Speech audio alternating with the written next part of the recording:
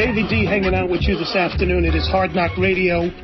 And again, the country is fixated and watching what is going on in Southern California. We're talking about the case around former L.A. police officer Christopher Dorner. And the reason why this is resonating with so many people is what he has talked about in his manifesto are things that many people from all across the country, whether you're in Seattle or Atlanta, New York City, or here in the Bay Area, people are saying, I've seen this before. I can understand what's happening. I'm concerned about the abuse.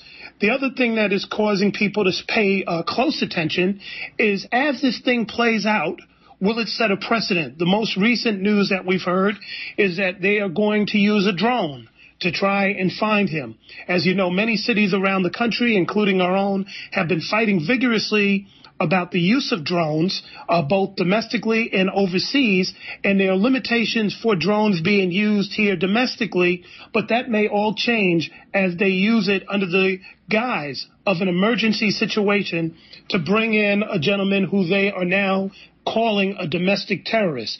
We wanted to talk to somebody who knows Chris. We're going to use his name, Ben. And Ben, welcome to the show. And before we start, maybe you should explain to us the type of climate that exists in Southern California that has now moved to the point where somebody like yourself will use a name for the air. Well, thank you for having me first and foremost. I know your work and I know the things that you do, and which is why when someone approached me and they told me that it would be you doing an interview, I had no problems doing it. The climate down here is very tight, brother, very tight. Black men are being targeted by local law enforcement. Again, I was looked at today just driving to my destination where I was going, pulled up alongside of me, looked in the car, a long, hard look, and then pulled off. So that's the climate that we're in now. The reason that I chose to use an alias is because not that I'm afraid for my individual self, but as I told you, I have interest in raising my children. And so the most important thing that, in my personal opinion, is for a black man to be a part of his children's life and to keep that family together. So some nut or the establishment may have some type of animus for me speaking out, not on behalf of Chris, but just telling the truth. And that is what I don't want to happen or in relation to this conversation that we're having today. We've heard many people, including myself, have gotten threats or implied threats from police, even, over social media or directly down there. And a couple of things that come to mind is, one, the brazenness of this happening, for speaking not as an endorsement of his actions, but as a truth of what brutality exists in LAPD. But the other thing is, living in L.A., and I hope you can speak to this, there was a long, long period of time in which police, especially LAPD and the sheriff, would target the kids of people to make sure that they understood early on, as young as 10, 11, and 12, that the police rule the streets. This is not an unusual thing. So what you're saying is not far-fetched. It is not far-fetched at all. I've seen it. It still happens to this day. And again, tying this all in to what's going on now, I think, well, I know, and I'm speaking for myself and others that I've spoken to who share Chris's view, is that we know these things happen, and there are others like myself who know this guy and has been around this guy, who feel the same way, but again, for fear of retaliation, they've chose to stay quiet, but I will not. Let's talk about Chris Dorner. What do we need to know about him? How do you know him? This started back in 1999, where I first met Chris. It was on a recruit trip to Southern Utah University. Myself and several others went to Southern Utah University on a recruit trip. At the time, the head coach was C. Ray Gregory, who brought us in. I met Chris in passing I met Chris in passing. Now, you'll find it odd is that he was the only brother on the team at the time. You would think, us being the only brother on the team at the time, that he would be the one hosting us when we come into this town, which is predominantly white, right? Right. But the coaches kept us away from him. One red flag. Later on, after we decided to take the scholarship to play for Southern Utah University, we found out in conversation with Chris is that the coaches kept us away from Chris because Chris had a record of telling the truth of how racist the system was. You get what I mean? Right. So that was my very first interaction with Chris. One thing that should be noted, and you can go and do the homework on this, is that Southern Utah University between 2000 and 2001 had a recruitment of white children, white students on campus by a local neo-Nazi white supremacist group. The reason this is important is because in conversation with Chris, you found out that Chris was beat up or assaulted by a white supremacist group here in Southern California when he was just a young child. And so this has always stuck with him, and that's the understanding that I got from him. He hated it. He detested racism, especially racism against blacks. And so now we fast forward back to 2000, 2001. There's a white supremacist group recruiting people on campus. He finds out about it. He then rallies all the black students on campus to go and confront this group. You can confirm this from a local news station there in Cedar City, Utah, because it was recorded. And we were later brought into our coach's office to talk about that and asked us why we start stirring trouble. So that kind of gives you a little bit of background about Chris and how I know him from the beginning. He then later on, he graduated a year before me. It should be noted, and I have not heard it said at all, is that Chris went into the Navy to become a pilot, and he became a pilot. Oh, okay. That is not being talked about. So if you know anything about pilots, they receive certain training that the average Joe doesn't receive sometimes in case they're shot down behind enemy lines. So I'm pretty much, I know that they haven't brought that up, and I haven't heard that brought up. But again, this guy flew planes for the United States Navy. What's interesting is that initially the reports that came out was that he was dishonorably discharged, and we now know that wasn't the case. Indeed. The type of framing of the issues around him as a person, with his record and what have you, is very interesting because it flows a lot in one direction, and then as people like myself and others are able to unearth it. And once we looked at the files that were put up online, we're like, wait a second, there's a lot of things that they said initially that aren't true. What is this about, and what does this say to you is really going on here? Well, again, Chris, as I know him, is a truth teller. And before that manifesto, the supposed manifesto that he wrote came out, I received from a source another manifesto. The manifesto that I received, Dave, was only 11 pages long. And so when I started hearing that he was talking about he had CTE, which is the new thing that's coming around with athletes and brain damage and them going and doing strange things or whatnot, or aggressive type behavior. And then I hear that he went on this rant about Charlie Sheen. It just didn't add up, coupled with the fact of the things that you're talking about. I knew then that Chris had some more to say and that they were trying to deframe his character for what this guy was, regardless of if you approve of the way that he's going about it. And that's still alleged, right? Right. Regardless of if you approve of the route that he took to get this attention, to shine this light on these problems in the LAPD and other police departments, there's still some more to tell, and they're trying to make sure that does not come out. And so a campaign has already started to deframe this guy's character. And as you said, a truth seeker like yourself, and that's what he asked for in the manifesto, is for journalists to be truth seekers. They'll be able to see the inconsistencies with the way that the local police department and government agencies are handling this case. One of the big inconsistencies that came up was listening to Chief Beck and then later Mayor Villaraigosa. Chief Beck initially said that the manifesto was a bunch of ramblings on the internet.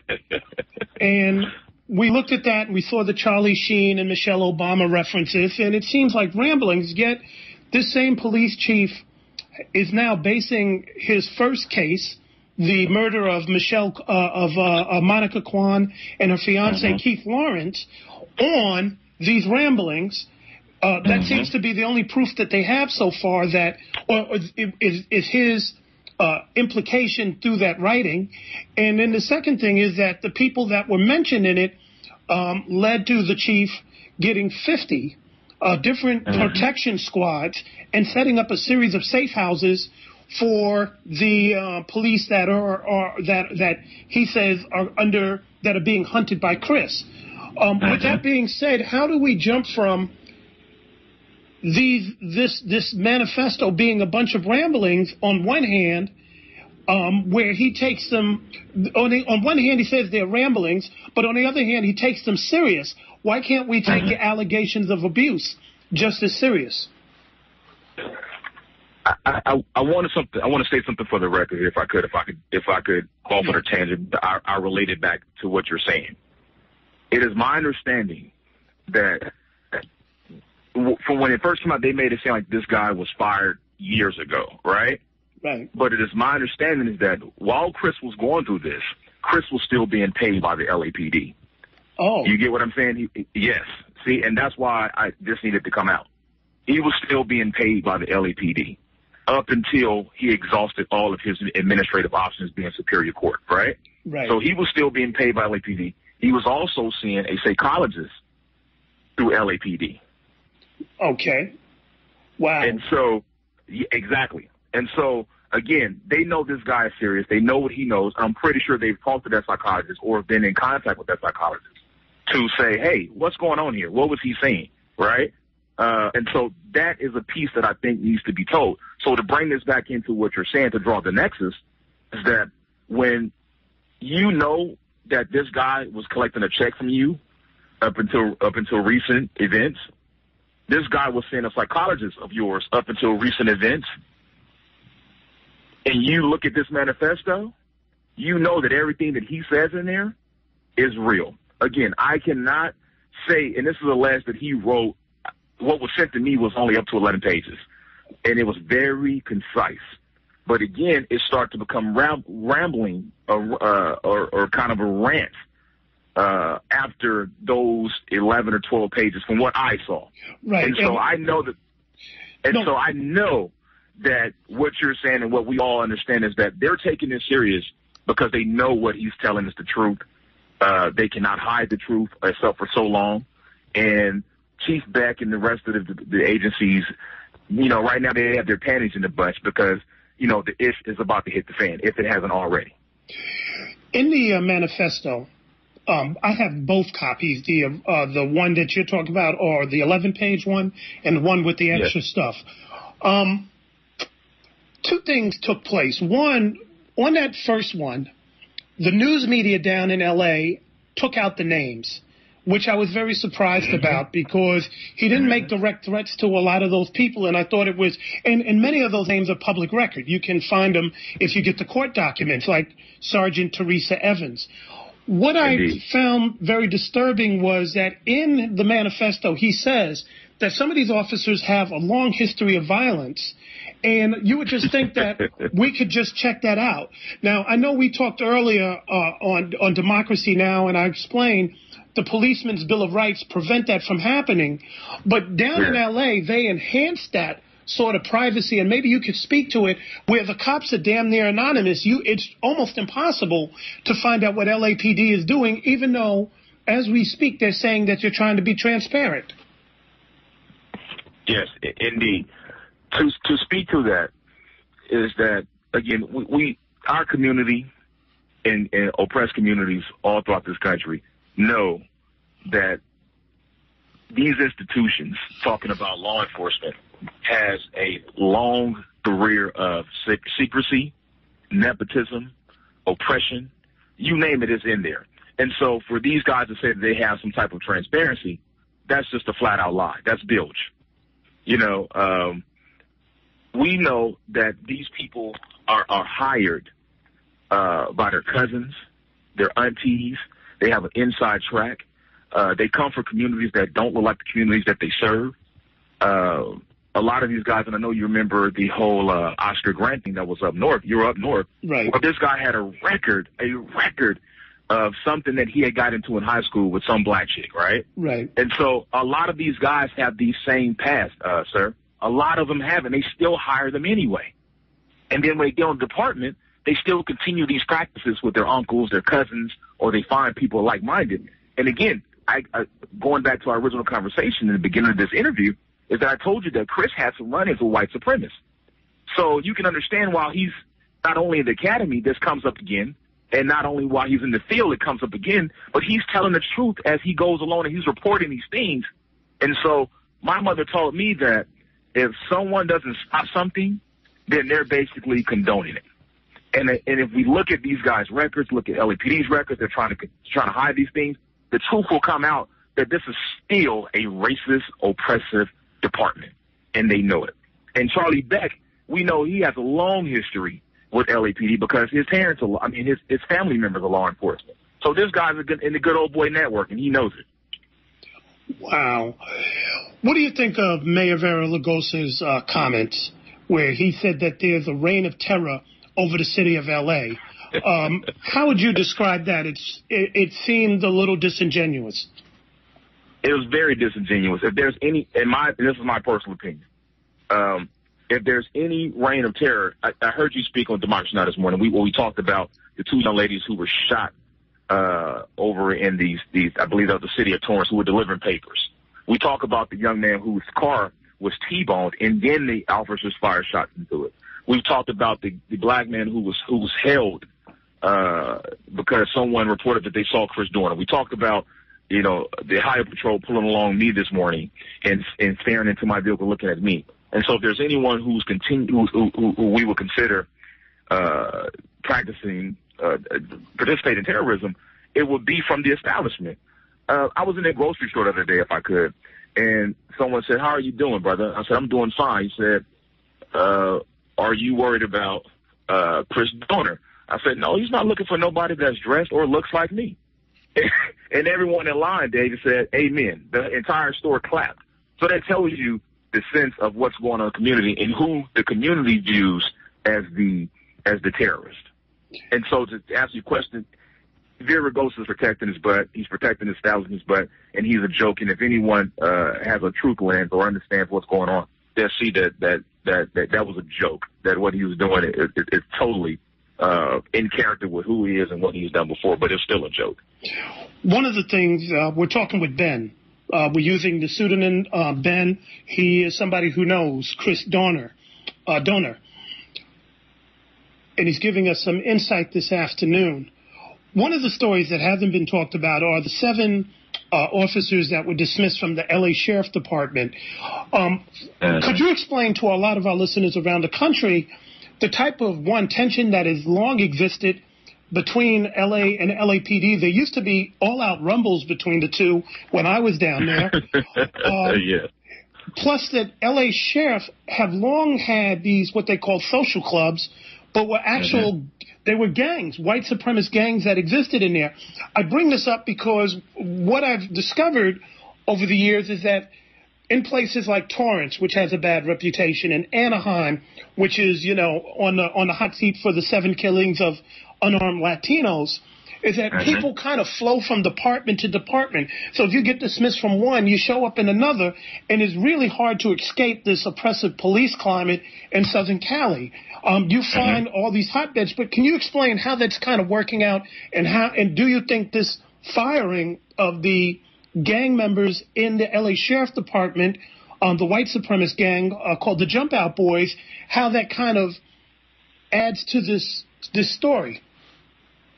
Well, I think you hit it right on the head, and a lot of the public we don't know, again, that these guys get fired from one department, they make a phone call to their cousin or whoever they know at another department, and you find these same perpetrators in other departments. And I mean, these guys who have had officer-involved shootings, these are guys who have done things that are unethical while they're on the job, but yet they still find a way, because of the good old boy network, to have a job.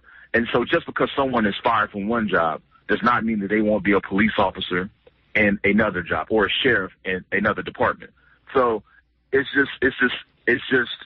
continued oppression by the same old people. Again, we know about aces and eights, the tattoos that these guys used to wear. We know about the sheriff's incident where these guys were basically operating out of a gang, which they are. These things have long been, even when, we tie things back to to post-antebellum, where some of the Ku Klux Klans were active members on law enforcement. So these things are nothing new. And these things happen. They will continue to happen until there is some serious oversight from the community, and these guys are not connected to the establishment that they're policing. Where do you think this is going to all end? How do you see this playing itself out right now? My hopes is that Chris is given a chance to talk, and that he has his day in court for the alleged crimes that he's allegedly committed. My heart tells me is that Chris will not get that opportunity. Again, very committed brother, very determined, and when he sets his mind to something, it typically is accomplished. I mean, again, you're talking about a guy who received an athletic scholarship, graduated top of his class, went on to become a Navy pilot, then went on and was able to, get a job with LAPD. So this guy's very accomplished when he sets his mind to do things that he's going to do. So if the manifesto was written by him, he's already decided that how he wants this to end. And I don't believe that ending involves him coming in alive. Do you think all this attention will improve LAPD? No. This will be on the news for as long as he's on the news. There'll probably be a book published about this. There'll even be some publications. And we'll remember this because clearly this is happening during Black History Month. But it will be business as usual a year from now, 5 years from now. Because, again, in his letter, he talked about Rampart. He talked about the Rodney King. And these same people, some of those guys were supposedly fired. You find those guys, what did he say, in sergeants, chiefs, and even executive positions. And so they take care of themselves, and clearly he broke that blue code. And so it won't stop. In my opinion, I don't foresee it happening. But again, we thought that we would never see the first African-American president. So, hey. And we should remind people that the judge in the Rampart scandal was the same judge around Oscar Grant. And that same judge, Robert Perry, gave a slap on the wrist to many of the Rampart people. So what you're saying, people can verify and see that a lot of people didn't go to jail. A lot of people didn't get punished. We can also understand that this same judge gave a slap on the wrist to Johannes Meserly up in during the Oscar Grant trial. So it's all connected at the end of the day. My last question to you, Ben, as we get ready to close out, really focuses on going back to the climate that is in existence right now. What are people experiencing in the streets with all this happening? Is it really a resentful type of thing from the police? Are they cracking down on people? I know you kind of alluded to that in the beginning, but what's happening? From talks, from social media, there's definitely they're afraid. I've heard talks of them having Twin Towers, which obviously is the jail here in California for the Los Angeles Sheriff's Department, or talks of Parker Center being heavily fortified with their own police department. I've never heard of that. I've never heard of checkpoints where you see the freeways backed up for hours because they're looking for this so-called big black guy, right? And so it is definitely the feel of a police state, but at the same time, Davey, you also feel this sense of finally someone's done something that we've probably all thought about doing, which is shining a light on this corruption. And he's had the courage, regardless of if you agree with how he's going about doing it, with exacting some type of justice. So you have that sense of the departments being afraid, but they're also using these oppressive tactics. But you also feel this sense in the black and brown communities of this exhale. Finally, someone is paying attention to what we're saying. And when we know that what Chris is saying is true, that's allegedly that he is the one doing these things. Chief Bratton was the person that oversaw the police department when Chris was there. I mean, after the hearing, because you just explained that he was getting paid up until the final verdict. Chief Bratton was being heralded as a hero up in Oakland. And 7-1, our city council voted to bring him in to clean up the police department here. I've seen that. What do we need to know up here about Chief Bratton? Many people spoke out against him, but then, as we said, our city council was very convinced that he would bring about improvements. What we find is that those guys, when they get to that level, as you know, they're politicians. And they can change. Well, first off, it is very hard, as you know, to fire a police officer. Very hard. Once they make probation, it is very hard to fire those guys. As Chris alluded to in his letter, even the guys who said, I'm going to use the N-word freely, they were given days off, but yet and still the Los Angeles police protectively paid their salaries, right?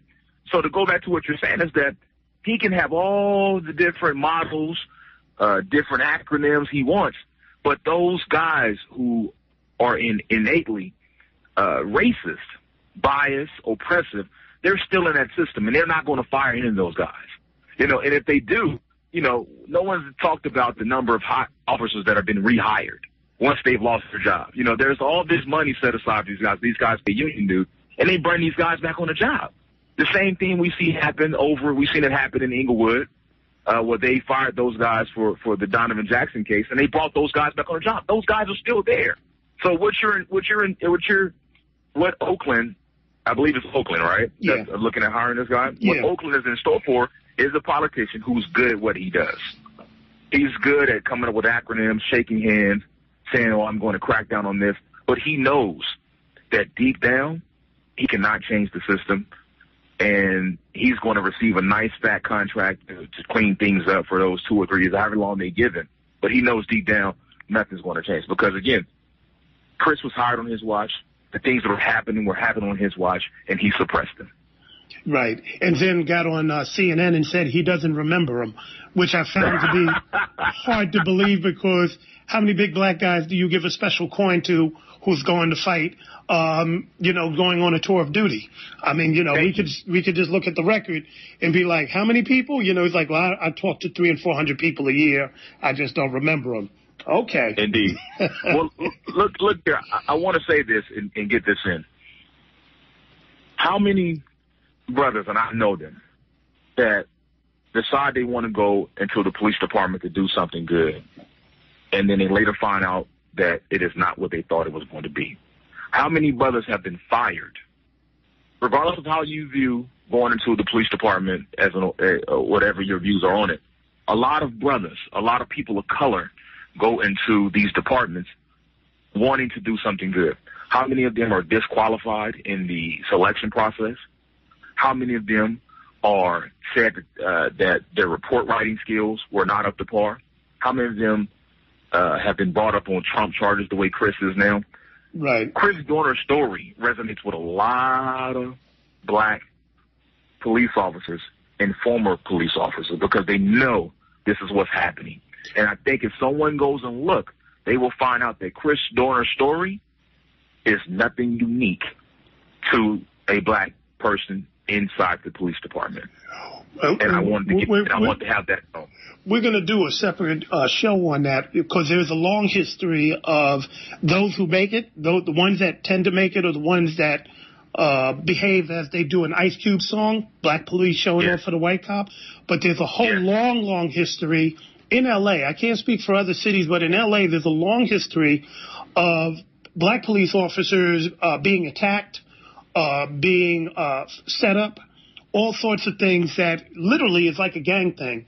And we're going to do a separate thing on that later on to shed some light on that.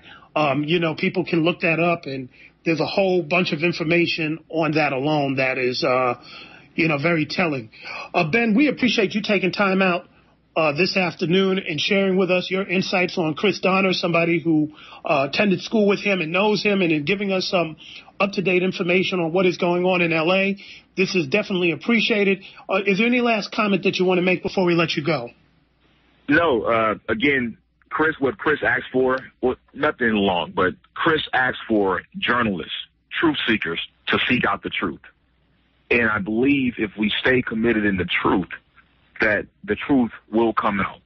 You know, we talked about the arc of justice is long, but it always bends toward truth, right? And I think if we continue to not treat this as a track meet or a sprint, but a marathon, again, eventually we will have some form of justice where we will see this thing for what it really is. Well, there you have it. Ben, we appreciate it. We're going to take a break here on Hard Knock Radio. We will be right back.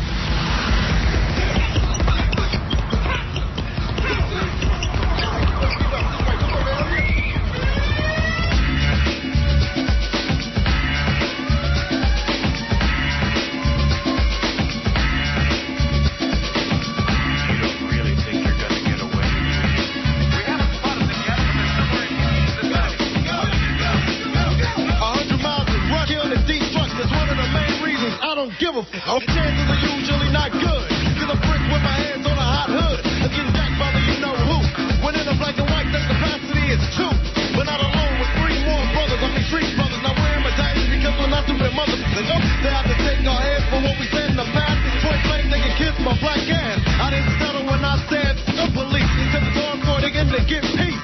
Now it's broken, it can't be fixed, cause police for little blacks again don't mix up. Now I'm creeping through the fall, running like a G with C, I'm at a slight jaw. So for now, back to gunning. Hold it in the edge, cause MC's ran out 100 miles of running. In today's news, 4 fugitives on the run. FBI sources tell us that the 4 are headed 100 miles to their home base, Compton. Make me a motherfucking nigga. So I can tell you why I'm running with my brothers, headed for the home base. With a steady face on the face that just reached race. The road ahead goes on and on. This is getting longer than a motherfucking marathon. Running on, but never running out. Stand by. And if I get tired, I can still try out a hitchhiking. If that's what it gotta do. But nobody's picking up and looking with an attitude. Confused, yo, betrays, and we're getting nothing to lose. One of the few that's been accused and abused of the crime of poisoning young minds. But you don't know, till you've been in my shoes. The train is back from the CV. Any motherfucker that disagrees, stuck and running hard, hauling ass. It's stopping a nigga known for having a notorious past. My mind was slick, but it was too quick. Now the FBI's all over the place. They began running since they fired the gun and started the clock. That's when the E jumped off the starting block. 100 miles from home, and yo, it's a long stretch. A little sprint, motherfucker, that they won't get. Yeah, back to Compton again. Yo, it's either that or the federal pen. Cause niggas been running since the beginning of time.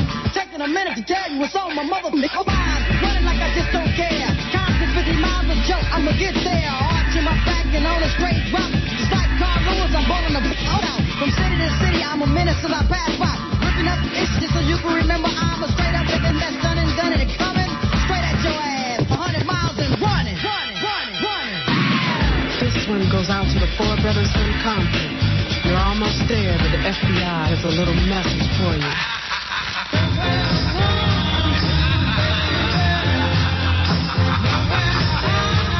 Good luck, brothers. Running like a nigga, I hate to lose. Show me on the news, but I hate to be abused. I knew it was a setup, so now I'm gonna get up. Even if the FBI was me to shut up. But I got 10,000 singing wrong. I got everybody singing my fucking police song. Nobody treat my group like does their homies. My family is wearing our t-shirts. So I'm a wrestler, I can't run no more. Cause it's time for MC when they settle the score. I got an urge to kick down doors with my brains like a slave. Even if the rain pours, clouds are dark and brothers are high. Dick sucking like the funny motherfucker. Oh, right. Started with 5 and Joe, I couldn't take it. So now it's 4 cause the 5th couldn't make it. The numbers even, now I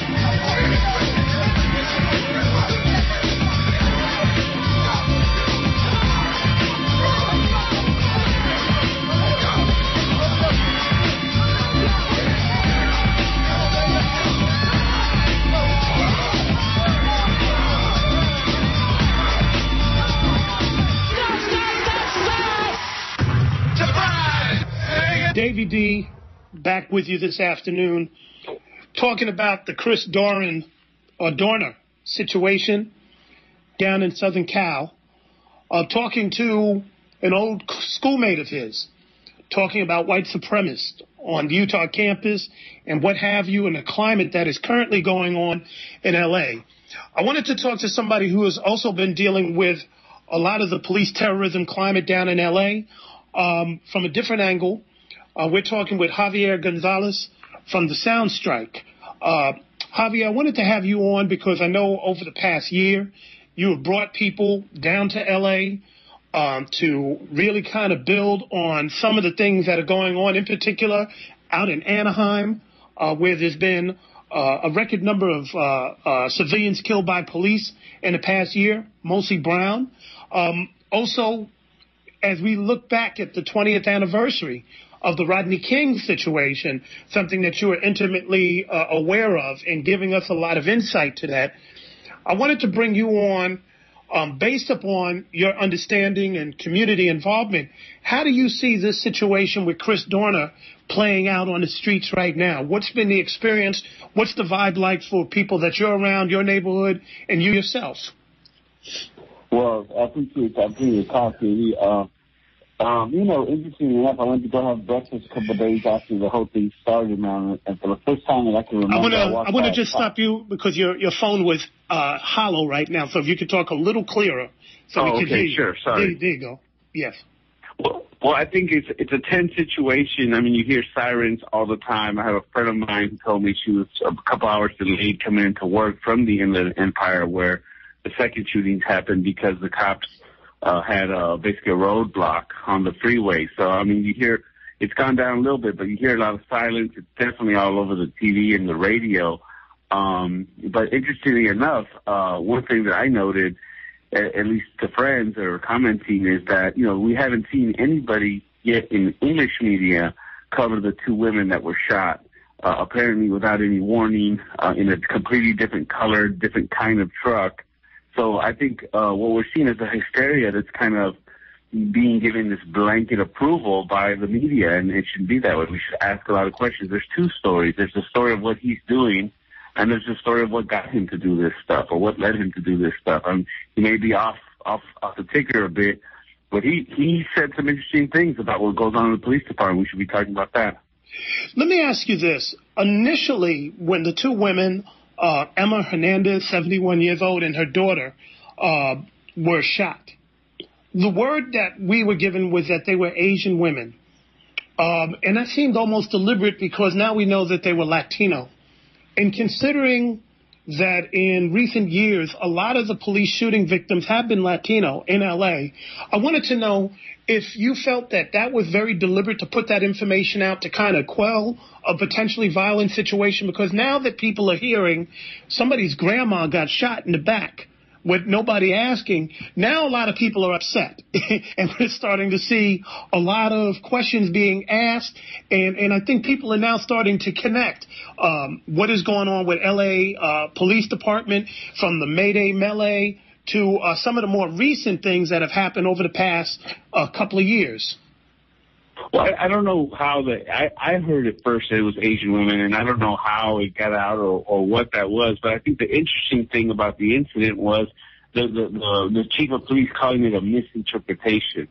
Like, what the hell is that, a misinterpretation? And now we're hearing that maybe there was a captain that was there that also opened fire without any warning, without any, put your hands up or anything like that. There was another guy, actually a white kid, who worked at the airport, who was driving a truck. He had already been in conversation with the cops, and they had identified him as not the suspect, and he got rammed by a car, like just moments later, and then shot into his car 3 times. So I think, the other thing that's interesting is the police chief making the statement that if you have a similar car, you should stay home or not use that car.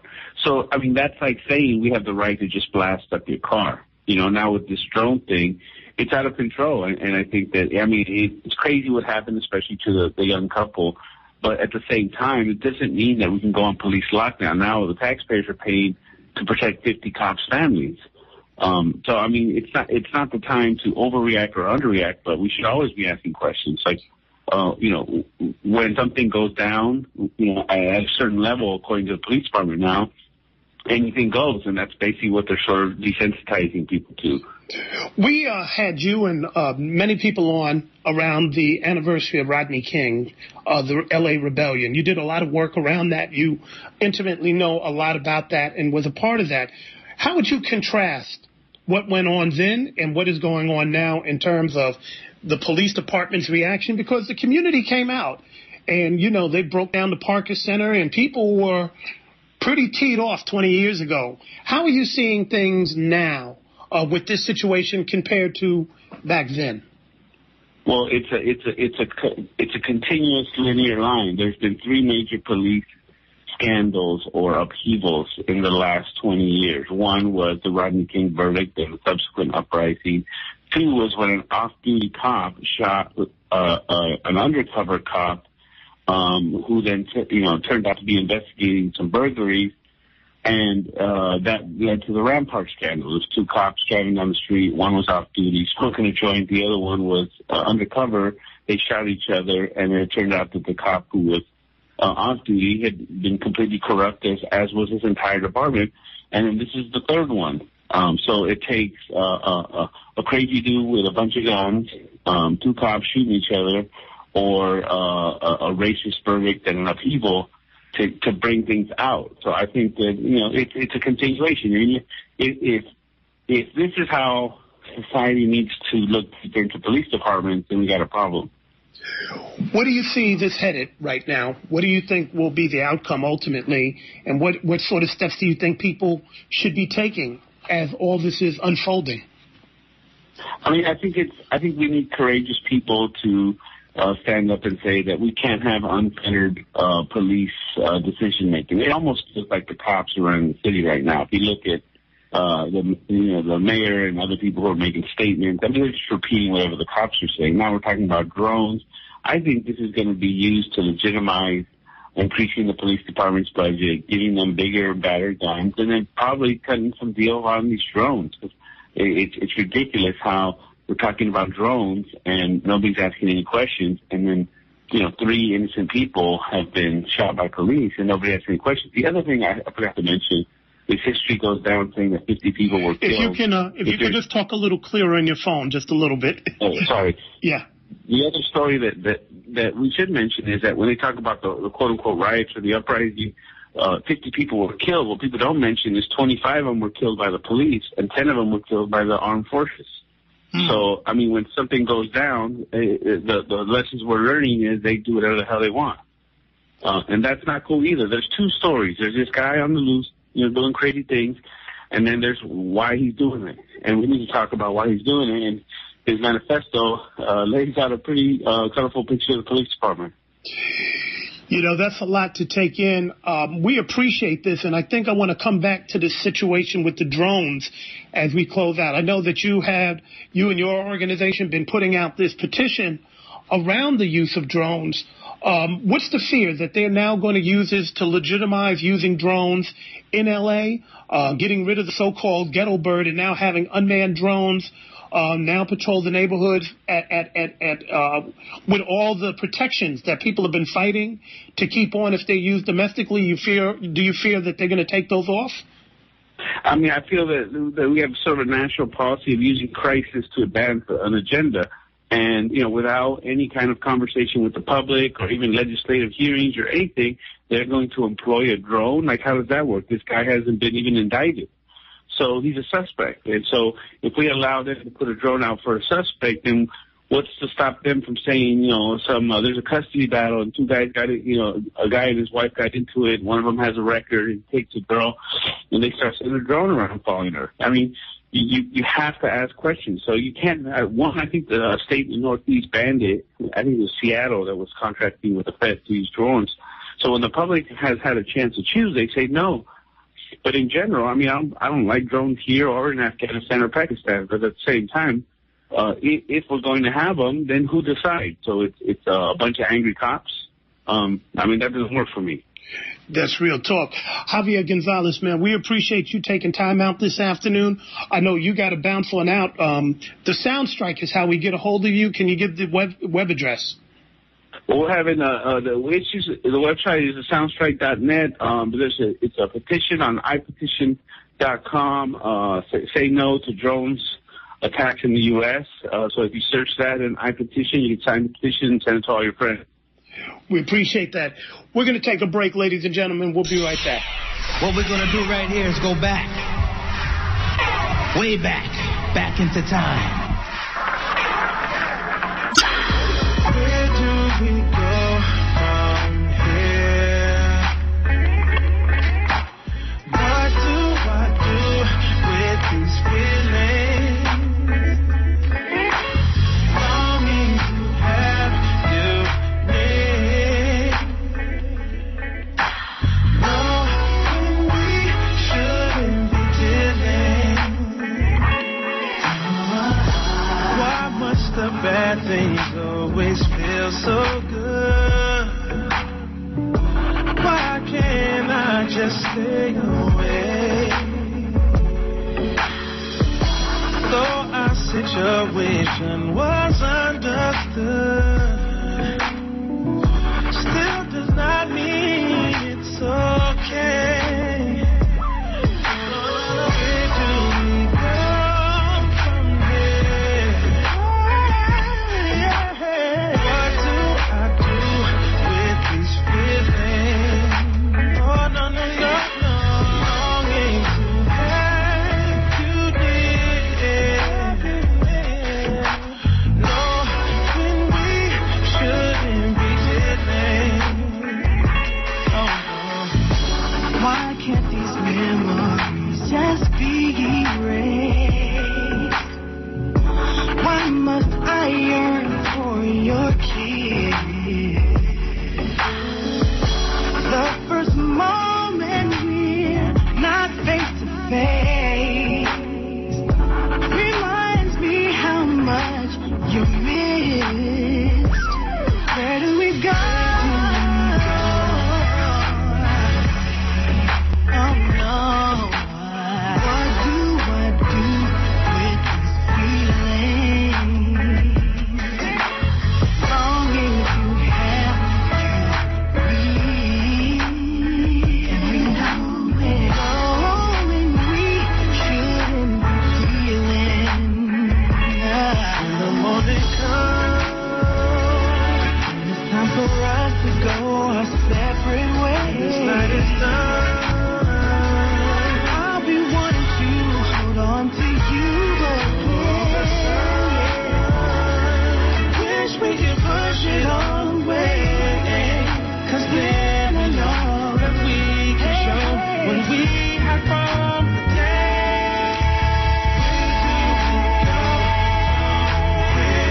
I need to know what to do with these feelings. Longing to have you near. Baby, you know it. And we shouldn't be dealing.